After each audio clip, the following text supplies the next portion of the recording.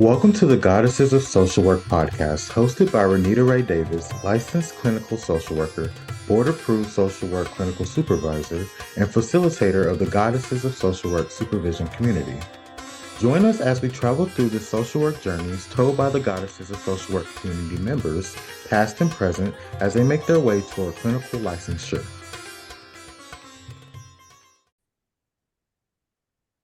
Welcome to the Goddesses of Social Work podcast. I'm here today with Alexandra Burke, LCSW. Alexandra Burke, LCSW, is a social worker who consistently practices across the span of human existence, engaging in social work at the macro, meso, and micro levels. Alexandra earned her associate degree in addiction studies from SUNY and her bachelor of social work from Marist University in New York. She moved to Chicago and continued her education, earning a master's degree from Jane Addams College of Social Work in Chicago, Illinois, with a specialty in community and administrative practice.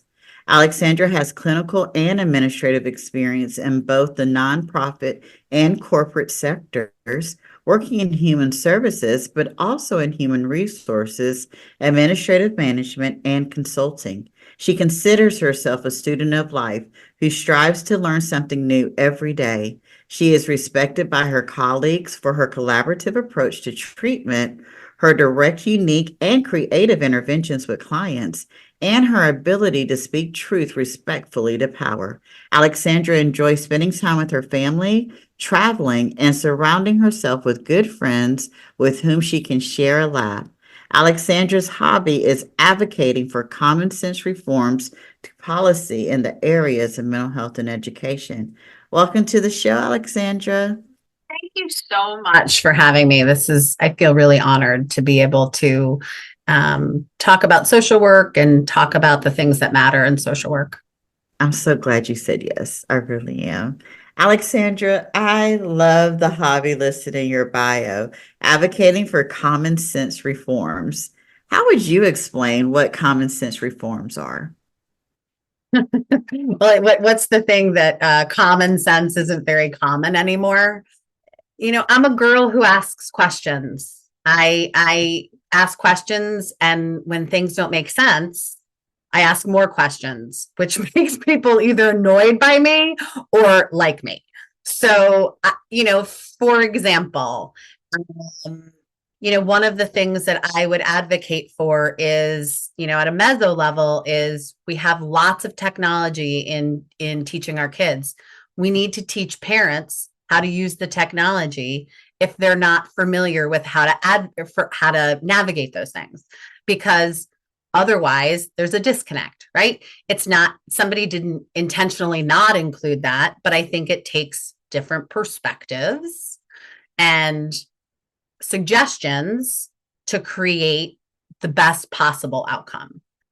Common sense is in our state capital, because they're doing construction.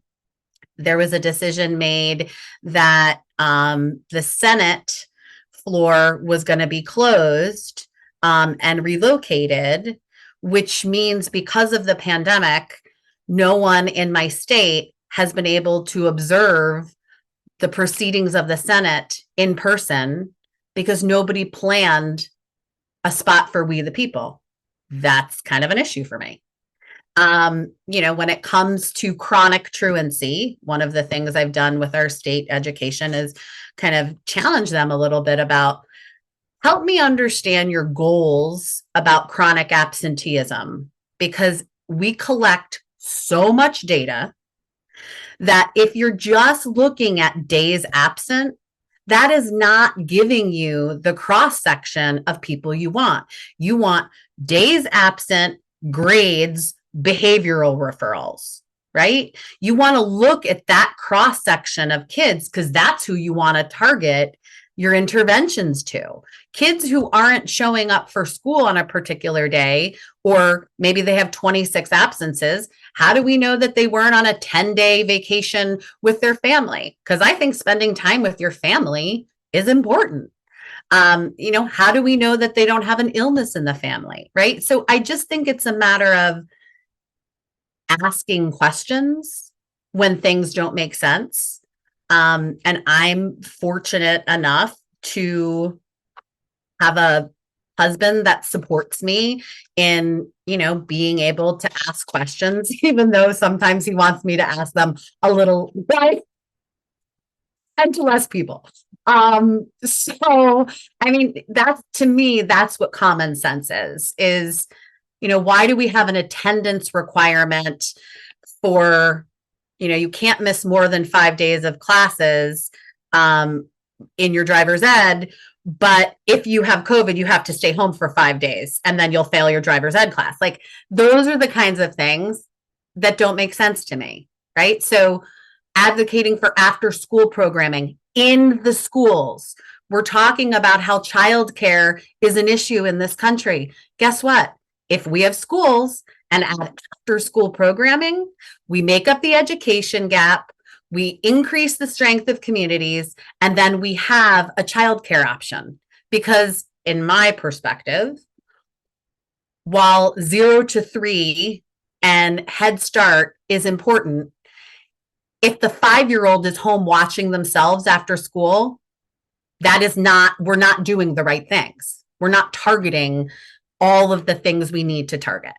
Right. So, and I've seen that at a micro level. I've seen it where 7-year-olds are home because, single mom working, doesn't have childcare. Grandma is home sleeping because she works 3rd shift. So the kid is basically unsupervised.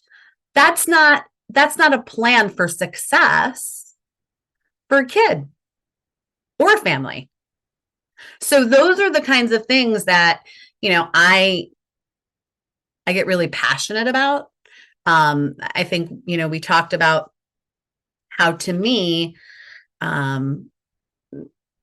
social workers are advocates. So, people have said to me before, like something about lobbying. And I always say, like, I don't need to be a lobbyist. I'm a social worker. Advocacy is part of who I am, whether I get paid for it or don't. I don't get paid for any of, my advocacy work. I'm an advocate. That's what my profession calls me to do. And I really think that many people who are social workers, it's more of a vocation as opposed to a job. So, I think I was a social worker at 5. It's just the makeup of who I am as an empath, the experiences that I've had in my life. Yeah. So that's what I mean by common sense. Yeah, let's jump into that part. Yes, and always social workers ask questions. Always, always, always keep asking questions throughout your career. But let's jump into that. I would love to hear about, you were a social worker at 5. Tell me about your social work journey before we get into the meat and bones of our conversation today. How did we get here? So my mom, God bless her, she's passed away, but she would tell a story about when I was 5, we went on a cruise, which actually went and stopped at Port-au-Prince in Haiti. And as we got off the cruise ship, I would always get $1 to spend at whatever port we went to. And I noticed that there were children jumping into the water because passengers were like throwing quarters or something like that. Throwing money. And there was something about me that just really connected with those kids. And I asked my mom, can I give my $1 to this kid? Instead of, like to me, there was something just dehumanizing about, throwing, things into the water for kids to go retrieve. Like it just didn't, even at that age, it just didn't feel right. And my mom, I have to give her so much credit because she was a woman who was really a woman of incredible faith and kindness and compassion, and was a travel agent. So I traveled all over the world. And I think that was really important because I got to see that not everybody had the same standard of living that I did. And I think, as a person who grew up in a mostly white, affluent town, that was really important in shaping my desire to create change. So I went to school. I thought I wanted to study and work in the field of addictions. I started the first part of my career there, kind of worked in all the modalities, worked at a therapeutic community, which I don't think we have very many therapeutic communities left, if any. Worked in a detox, worked in a 28-day Minnesota model, worked as a youth advocate, and then moved to Chicago, worked in child welfare, then went to grad school, then was given an opportunity to create a alternative to incarceration program for gang-involved youth, using the multi-systemic therapy program and the model out of South Carolina. Took some time from social work because I think if anybody's been in the field for a really long time, we know that we can get burned out pretty quick. There's a lot going on. We're responsible for a lot. And that gave me some experience in learning other things like human resources and working in a law firm. And, I've always said, like, the experiences that I've had professionally, I have wanted them to teach me something so I didn't have to go to school for that degree. So to educate myself as globally as possible, while getting paid and not having to pay tuition. I love that. And it feels like, we're about to get into the meat and bones of why I was excited about having you on, but it feels like all of that experience has led us to our conversation today. And so, Alexandra, jumping right on in, one of the reasons I was excited about having you on the show today was to discuss the Social Work Compact. Recently, you wrote an open letter to social workers discussing some talking points that aren't openly being discussed. But before we delve into those, for those social workers who may not be aware of the Social Work Compact, can you explain what it is? So the Social Work Compact is a multi-state license that would, instead of having to apply as a social worker in New York for a license and then having to apply for another license in Pennsylvania and then another license in Maryland and then state by state, it would allow you to apply for a multi-state license, but states have to agree to participate in it. It has to be something that the states want to do. And there's lots of resources talking about which states. I think right now there's 26 states that are proposing the Social Work Compact. And I'm not an expert at the Social Work Compact, but my understanding is that in 2001, the Department of Defense decided to fund kind of the exploration and creation of this to serve military families, which makes so much sense to me, because if we have someone who is actively serving and their spouse is a social worker and they get stationed outside of the state that they're licensed in, we don't want those people to not be able to practice because their spouse is serving our country. That's a disincentive, and we want to support those families as best we can. They're the reason we have a democracy, right? So we want to be able to empower those social workers who move because they're married or, involved in the military to continue to practice. So out of that came the CSG, which is the Council for State Governments, is the body that creates these multi-state licenses, also called interstate compacts. And so there were people from, NASW. I think there were 2 or 3 chapters chosen, Clinical Social Work Association, and then the ASWB. It's not very clear to me, even though I've asked, how were chapters chosen from NASW, which chapters or which states. I don't think that NASW has given us a lot of clarity about that. And I can't speak to the other 2 because I'm I'm more familiar with NASW. So that's what a social work compact is. The pieces, and I think, well, I'll let you ask. Ask your next question. Did I answer the question? Yeah, you actually did. And I, in fact, didn't even have any questions in that because you did such a good job of answering what the social work compact is. And 26 states are interested. And certainly right now, what we know to be true is 26 states have it and on their legislative schedule to go up for the process, but not any state has passed it yet. Is that correct? One state has ratified it. That's Missouri. Okay. But they ratified it on a day when they also took some actions that other people may find objectionable in terms of the LGBTQIA community. So there's some talking points there as well then. Yeah.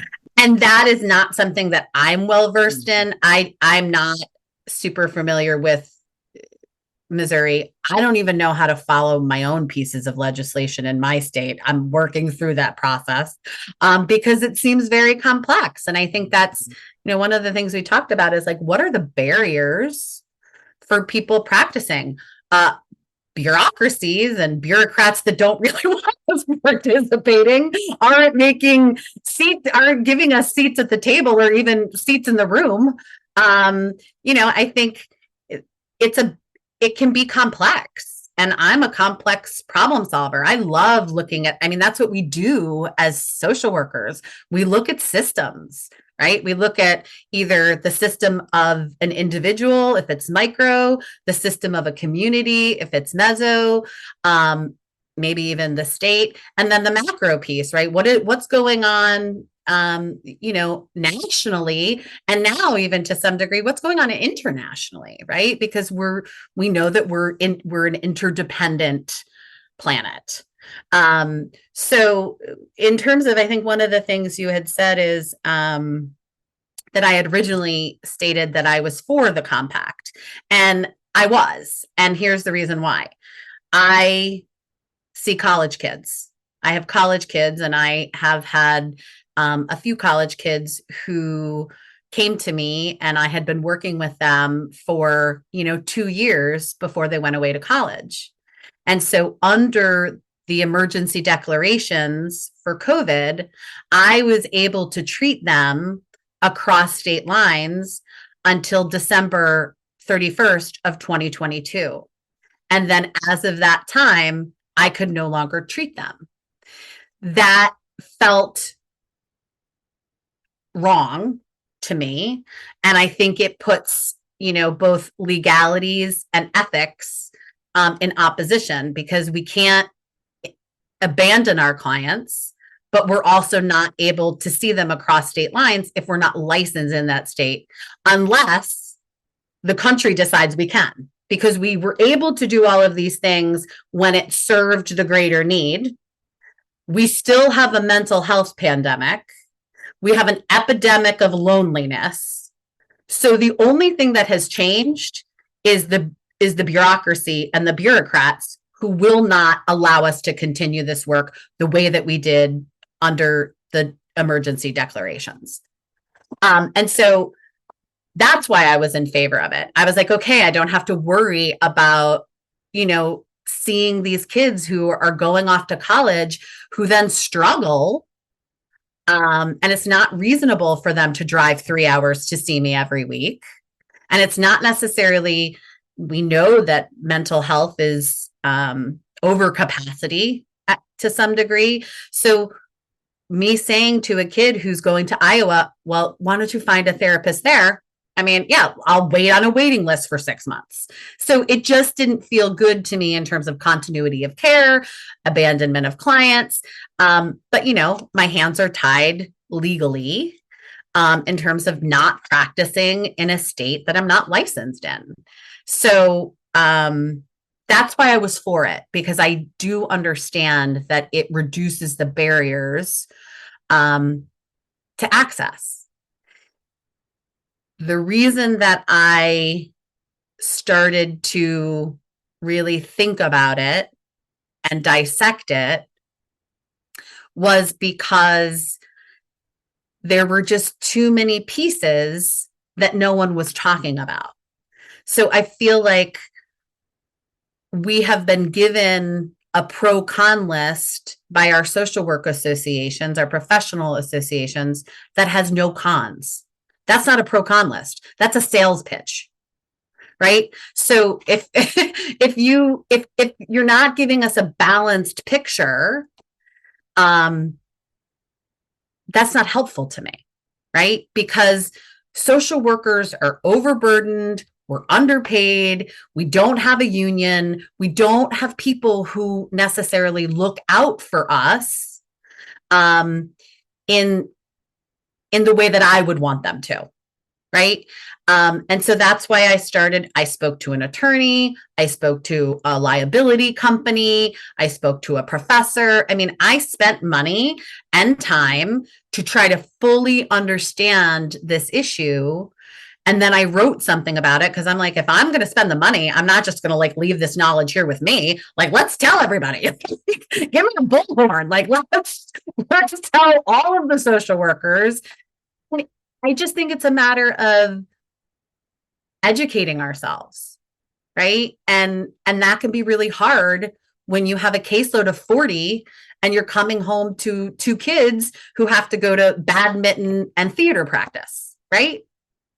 So, yes, all of that. You're absolutely right. And one of the things we talked about before we hit record was I was in a CEU recently on social justice and human rights, and social workers were asked what were the barriers to just getting involved in that arena. And it was truly, they just are tired because social workers are overworked, overburdened, overcased. We have, 50 million 11 things that we are responsible to and that our code of ethics say that we are supposed to lean into. And now you also want me to read, and I think you said the social work compact was 26 pages long to try to understand. And so when we're being given this information, this is go team, this is a good thing for the profession, and we're all believing that it is.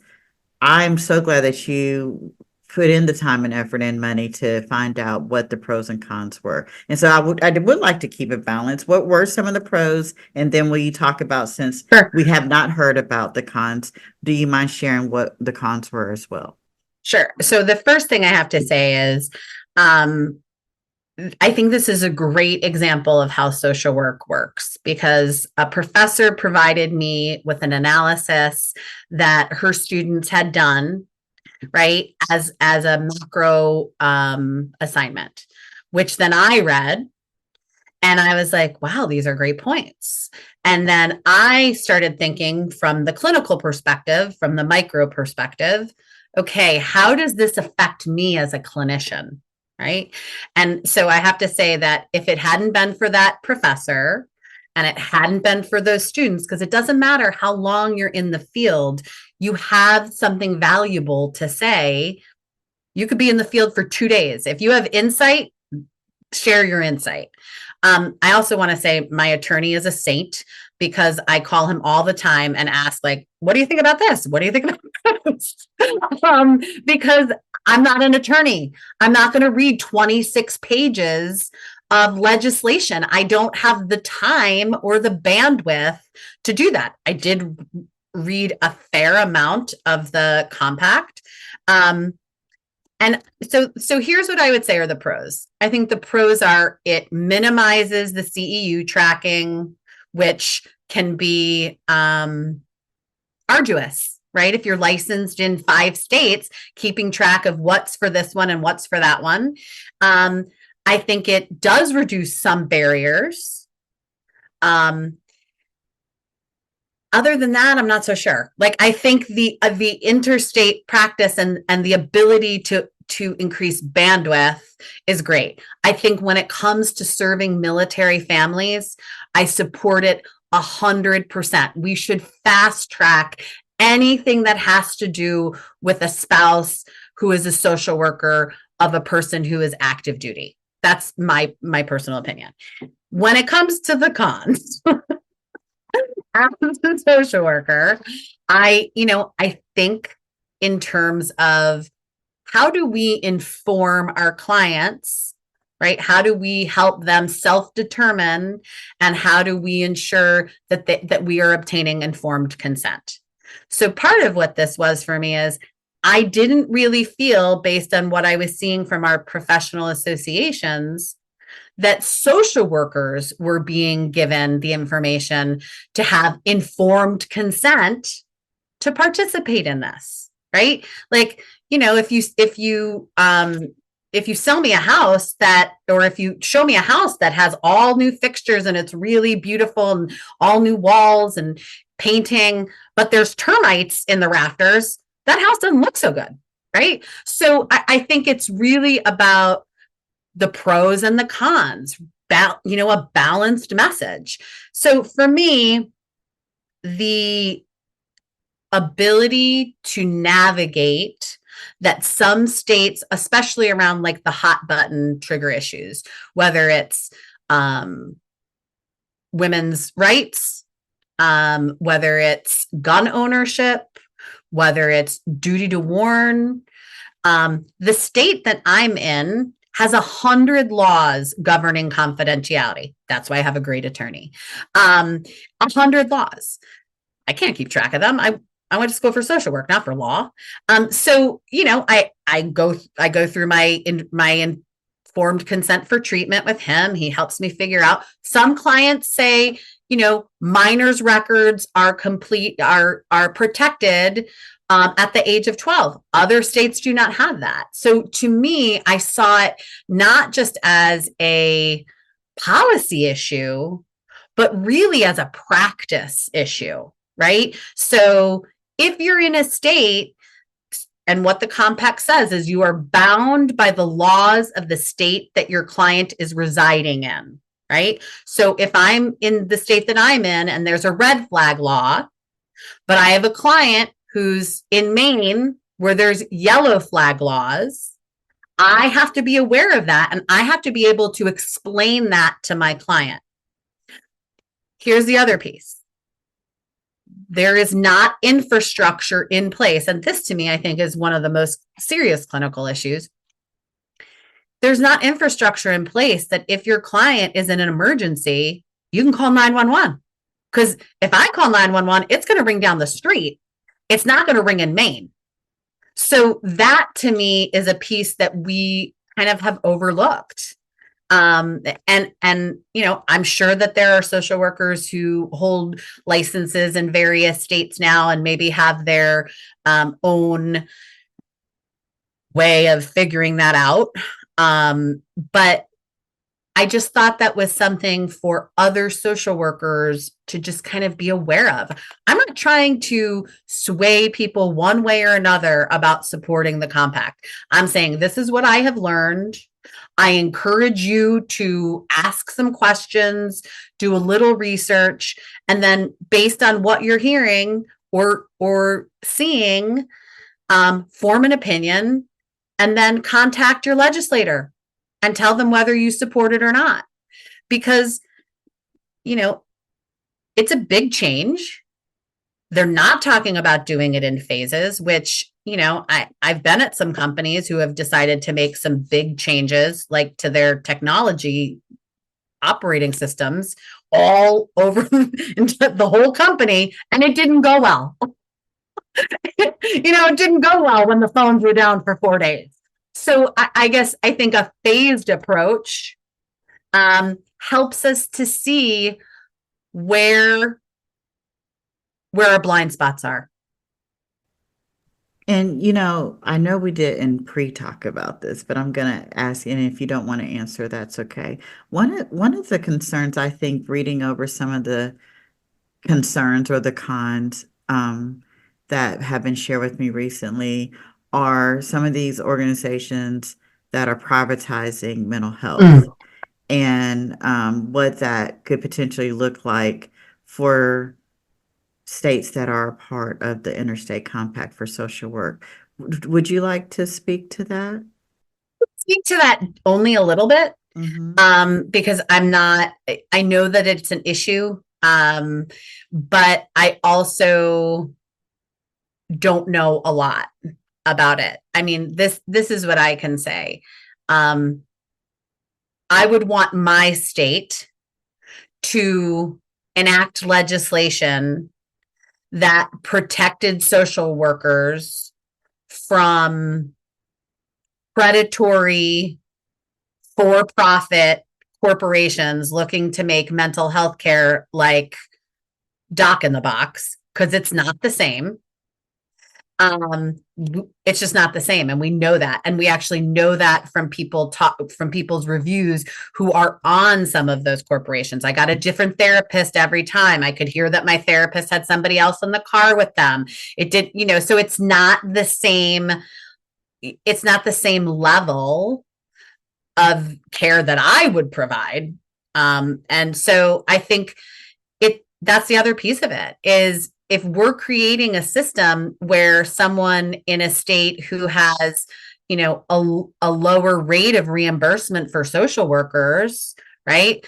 If they're going to pay somebody $40 in that state an hour, whereas in my state, I might be paid $70 an hour, and an interstate compact would put me out of business, because I don't think that's going to be the case with me, because I do think that private practice, the people who come to see me, there's a reason. Everybody knows that that's out there. But there's a reason they come to see me, because they want to have continuity. I have a good reputation in the community. I am known as an advocate and as a social worker who goes above and beyond, and thinks out of the box. So I don't worry about it putting me out of business. I worry about it from a standpoint of really good clinical care. And, we don't know what we don't know. So I think that's the piece for me, is I would want my state to enact legislation to protect us from things like that before they became part of the Interstate Compact. Yeah, it's the Wild Wild West out there. That's what I was calling it. There's no regulation.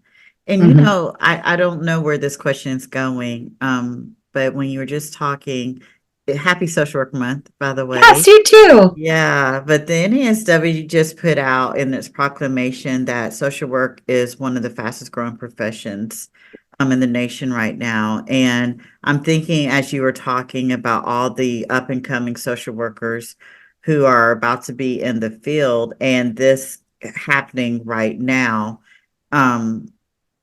couple of thoughts I was having is some of the ones who are coming. One, I loved how you said social work is vocation for some of us and it's a job for others.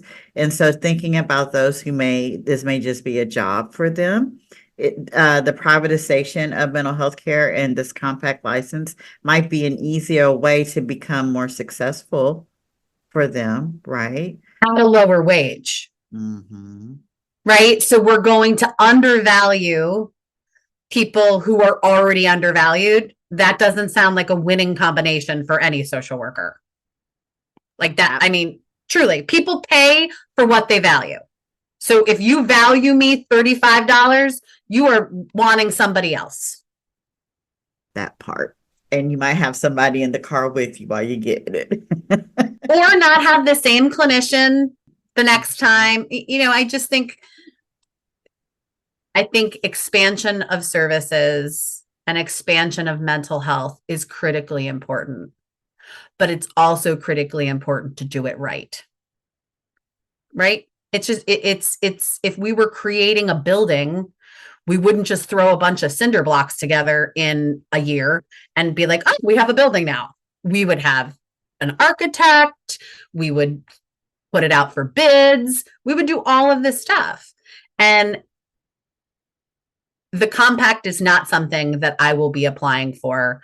I will not be applying for a multi-state license because I don't have to. If I want to practice in a different state, I'll go get licensed individually with their state. And if they don't let me, guess what? I guess I'm staying in this state. I don't, I just, to me, that's not the right decision because I think there's too many risks. And I think the other one that we didn't even talk about is, and this was a real example where someone had licenses in many states and forgot to turn in their CEUs 2 days late, maybe a week, who knows. They were not only sanctioned in their state, they were sanctioned in the 20 something other states because one state sees one state. And so that becomes really, I think, a challenge. I think, definitely liability companies could then decide to not provide malpractice insurance to you. And I think it becomes hard to explain 26 times, not to mention it exhausts any professional regulation board defense funds. Like they're gone in like 3 days if you have 25 cases. So, I think those are the other pieces. The other thing is kind of you have to submit your biometric data in order to participate. Well, who's going to have that data? I mean, I think we're openly talking about like systems being hacked by governments who aren't necessarily wanting to support America, right? So I just think those are all of the pieces that when I think about, is this the right decision for me? It's not at this time. I think we'll see where it goes. And I know you've stated you are not an expert at this. You wrote the open letter. It was very, and we'll make sure we put that open letter in the podcast episode description so other people can read it as well. And it touches on many of the points that we're talking about today. But one of the things that I was thinking about is counseling has an interstate compact, psychiatry has and as a social worker, I've been doing this for over 2 decades now. It feels like we're always trying to prove that we are just as professional and as valuable as psychiatry, psychologists, and the like.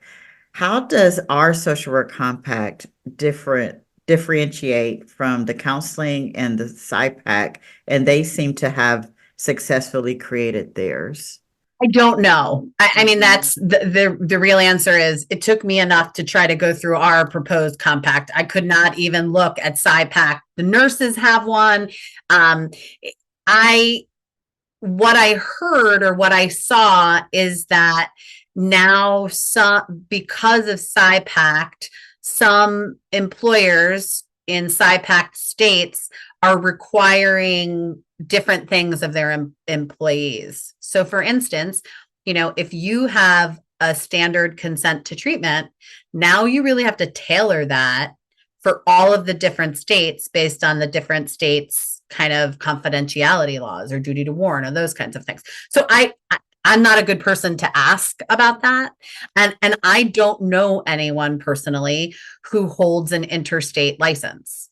I don't know if it's the demographic area that we're in where we don't need to kind of expand beyond the state. So I'm not able to answer that. That's okay. Just wanted to put it out there. It has been done. But you're right. I don't know anyone who holds one. That is interesting. But also as someone, I am multi-state licensed, and I don't practice in all the states that I am licensed in. And part of it was because my clients were moving into other states. And so even having or holding other state licensures, I might only have 1 or 2 clients in each one of the states that I'm licensed. And so then thinking about being licensed in 26 states, and I don't even have in my private practice, there's no way that I would see clients out of all 26 states. I'm wondering if there's going to be particular state requirements on top of whatever the interstate compact requirements are going to be. Would it even be worth it? I think it addresses that in the compact. It talks about administrative things I believe, follow the laws of the state that the clinician is residing in or licensed in, whereas clinical issues follow the laws of confidentiality and duty to warn of the state that the client is located in. I also think that social workers we're different than psychologists. The work that we do is really different because it's so expansive, right? I think the work is different. And I think, I don't know how that opens us up to some of the differences too, in terms of navigating this. And I think, to me, the interstate compact and the multi-state license is great. I guess I just think, I didn't send out the first draft of my letter that I wrote. So I would like to see the social work community, not just the associations or the people that get picked to have the seats at the table, where it becomes like, what's that game where they take away a seat? Do you know what I'm talking about? Musical chairs, yeah. Yeah. Where there weren't seats around the circle. And so I'd like to see, instead of us taking seats away and being like, this is the draft, I'd like to see us on seats and make it better, right? And maybe part of that is, I know that in fairness to CSG, they did have some stakeholder meetings, but when I looked at their piece that they put out, groups who participate in the development of the social work licensure compact are listed below. Please note that this does not signify an endorsement of the compact. And then there's no groups listed. So, I mean, I think it's one of those things that we talked about before, which is, I think many of us as social workers are in the weeds of trying to do the work, right? Whether it be as school social workers, whether it be as child welfare workers, whether it be working at DHS, whatever it is, whether it be in private practice. And so you have to pick what you educate yourself about.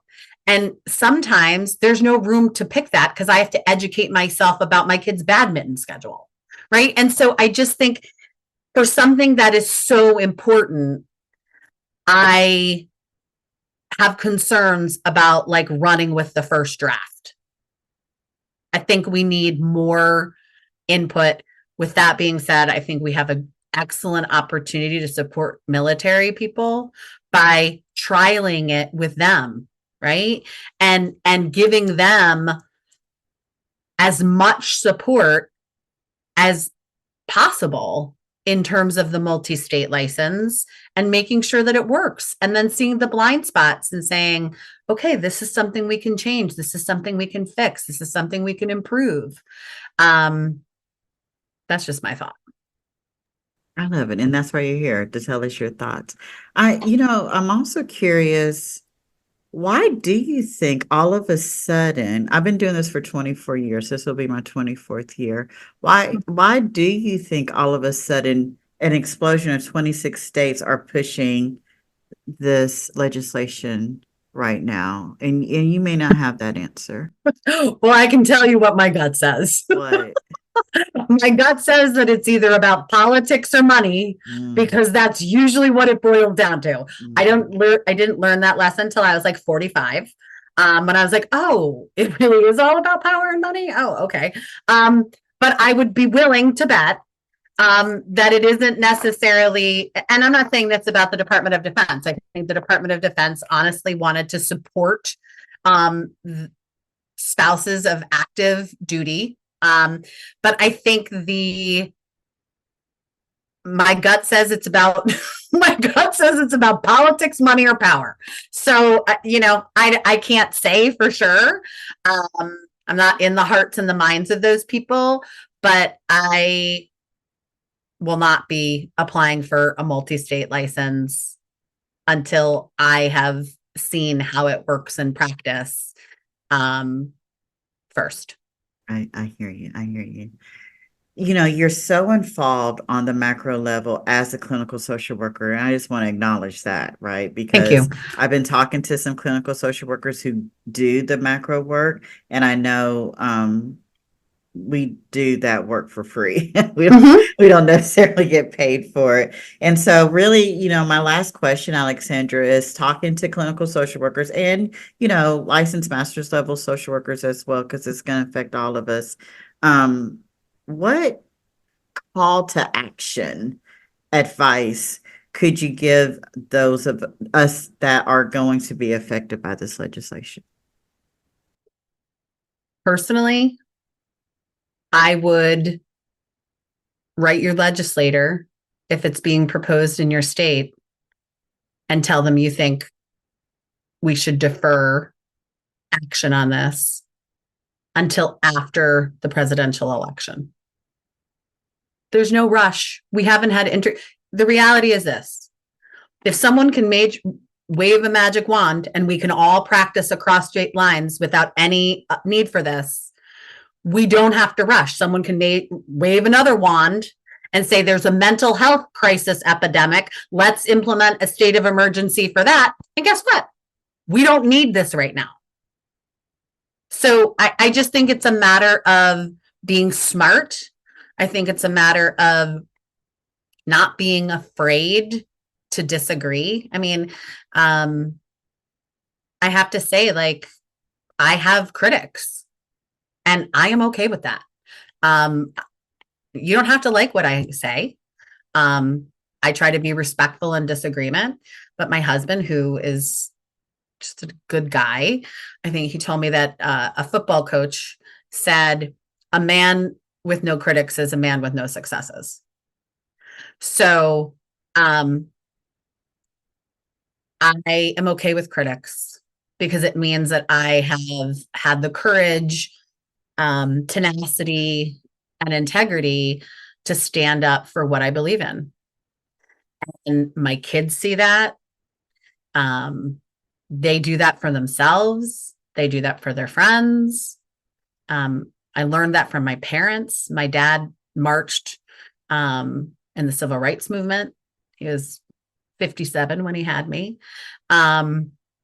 So I am really grateful to be part of a profession that allows me to do this and calls me to do it. And I think that's a gift. It really, really is. And I want to kind of stay there for just a second because I think, I meet so many social workers who are doing micro practice, and it's because their hearts are so so big. But one of the things I think we have to remember with social work, if we're going to be advocates, we're not winning a popularity contest, right? And so I think a lot of social workers, as social work is one of the fastest growing professions, are coming in this field. They want their clients to like them, but in order to get stuff done in social work, you're not going to be liked. You're not going to be very popular. And so we have to be able to talk about these issues and say, hey, y'all, wake up, pay attention. Don't just sign on the dotted line just because it feels good. I would rather be respected than liked. Mhm. And I can say this. Not everybody likes me, and I am okay with that because I don't like everybody, right? But I would say that most people respect me, or at least want to be on my side of an argument because I am tenacious in my desire to advocate for my point of view. So I think people really find it's better to be on the same side of the table as me as opposed to across the table, unless it's a clinical issue, right? Then and that's one of the things I think is very interesting is, I keep my macro and my micro practice very separate. But oftentimes I can see it in people's faces when I'm doing the macro work that they're thinking to themselves, how did this woman therapist, right? Because it's just the kind of the duality of the work that we do, which is, very compassionate and loving and embracing and not non-judgmental, and client-centered. And then there's this other piece, which is, very much about advocacy for the underserved and marginalized. And right now, I think the social workers are underserved and marginalized to some degree. We are undersupported, underpaid, and overburdened. So we have to advocate for ourselves. And sometimes that means not following what the professional organizations are telling us. And it means sending a letter to our legislators saying, hi, I vote. I'm a social worker. I have a vested interest in this. I'm a double stakeholder. I'd like you to defer this. Absolutely. And that's our call to action. That Yeah. is our call to action. Alexandra, thank you so much for coming on the Goddesses of Social Work podcast and talking about this very tough conversation today. I learned so much. This is great. I'm really grateful for what you're doing, and I just feel really honored to, be part of it and be somebody who gets to advocate for social workers because we're worth it. Right? We have to know our value so that we can communicate it and hold people accountable to treating us well. Thank you for listening to today's episode of the Goddesses of Social Work podcast. We are glad you were here. If you like this episode, please come back to hear more stories of the journeys through social work, and please leave us a review on Apple or Spotify.